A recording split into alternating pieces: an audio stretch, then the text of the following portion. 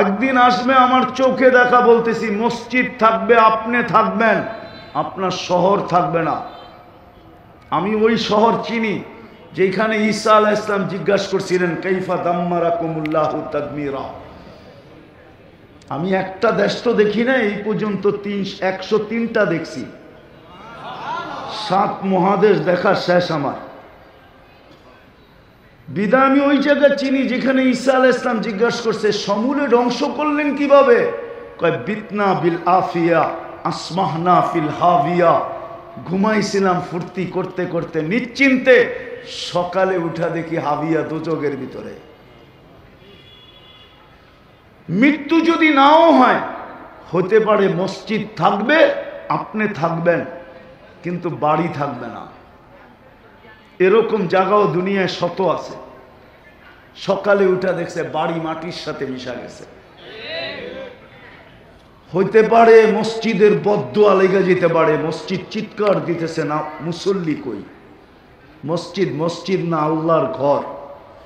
তওবা করছেন, আজকের থেকে নিয়ত করেন ডেলি কোরআনটাকে একবার চুমা দিব। পারবেন? কে কে পারবেন যে আমি ডেলি কোরআনটাকে একটা চুমা দিব? নামান কে কে পারবেন দেখি? তাহলে নিজে নিজে তওবা করে নেন। নামান আর ডেলি আল্লাহর কাছে তওবা করেন, কোরআনটাকে ডেলি একবার চুমা দেন, মসজিদটাকে ভরা দেন।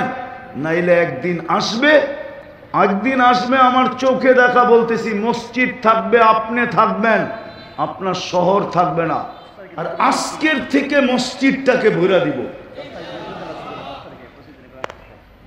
10 তারিখ থেকে এখানে নতুন ক্লাস শুরু হবে, কোরআন শিক্ষা। শিখেন, সুবর্ণ সুযোগ দিছে যখন এখানে প্রত্যেকটা মসজিদে এরকম বয়স্ক কোরআন শিক্ষার কেন্দ্র থাকা উচিত ছিল।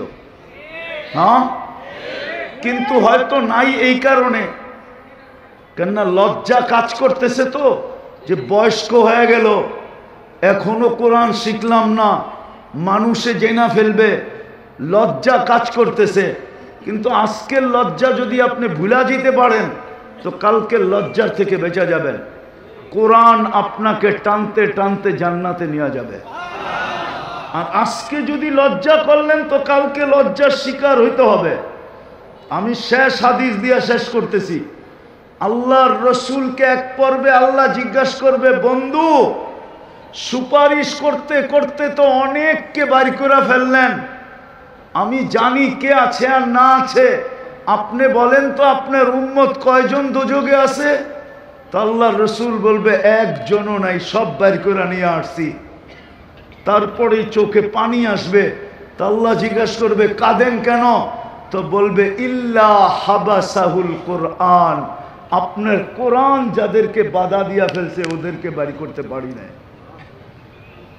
আপনার কোরআন যাদের বিরুদ্ধে চলে গেছে, আপনি চান কোরআন আপনার বিরুদ্ধে যা, তাইলে আপনি লজ্জা করতে পারেন।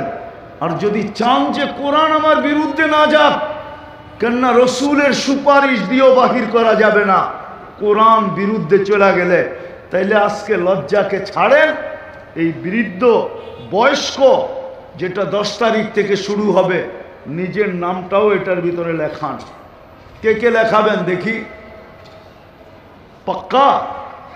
আল্লাহ আমল করার তৌফিক দান করেন। ওমা আলাইনা ইল্লাল বালা।